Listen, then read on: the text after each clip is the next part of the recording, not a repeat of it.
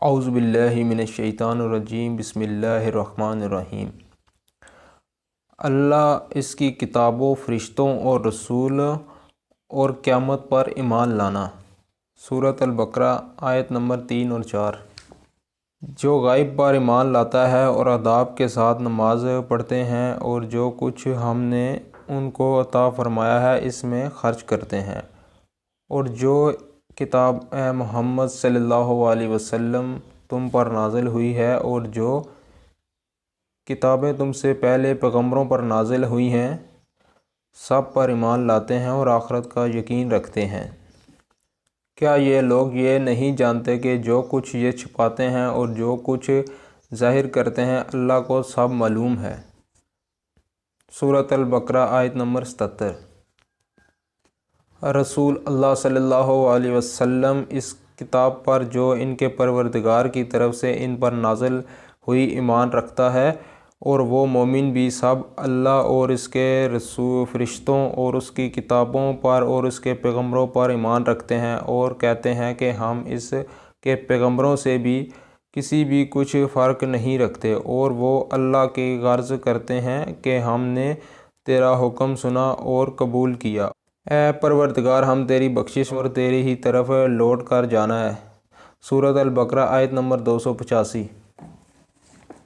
جب اللہ نے پیغمبروں سے عہد لیا کہ جب میں تم کو کتاب اور دانائی عطا کروں گا پھر تمہارے پاس وہ پیغمبر صلی اللہ علیہ وسلم آئیں گے جو تمہاری کتاب کی تصدیق کریں گے، تو تمہیں ضرور اس پر ایمان لانا ہوگا اور ضروری اس کی مدد کرنی ہوگی۔ اور عہد لینے کے بعد پوچھا کہ بھلا تم نے اقرار کیا اور اس اقرار پر میرا ذمہ لیا، یعنی مجھے ضامن ٹھہرایا؟ انہوں نے کہا ہاں، ہم نے اقرار کیا۔ اللہ نے فرمایا کہ تم اس عہد و پیمان کے گواہ ہو اور میں بھی تمہارے ساتھ گواہ ہوں۔ سورۃ آل عمران آیت نمبر 81۔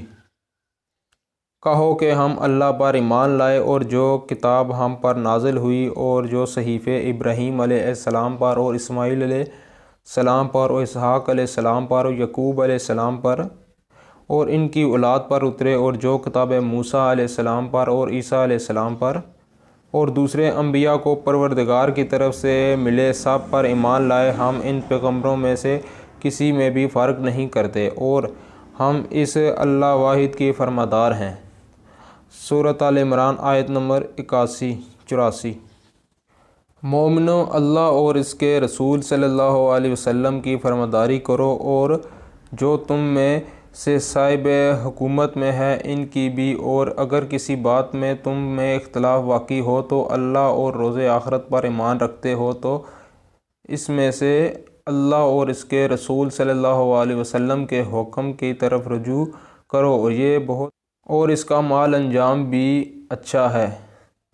مومنو، اللہ اور اس کے رسول صلی اللہ علیہ وسلم پر اور کتاب اس اور پیغمبر صلی اللہ علیہ وسلم آخری الزمان پر نازل کی ہے، اور جو کتابیں اس سے پہلے نازل کی تھی سب پر ایمان لاؤ، اور جو شخص اللہ اور اس کے فرشتوں اور اس کی کتابوں اور اس کے پیغمبروں اور روز قیامت سے انکار کرے گا وہ رستے سے بھٹک کر دور جا پڑے گا۔ سورۃ النساء آیت نمبر 136۔ اور جو لوگ اللہ اور اس کے پیغمبروں پر ایمان لائے اور ان میں سے کسی میں فرق نہ کیا یعنی سب کو مانا، ایسے لوگوں کو وہ عنقریب ان کی نیکیوں کے صلے عطا فرمائے گا، اور اللہ بخشنے والا مہربان ہے۔ سورۃ النساء آیت نمبر 152۔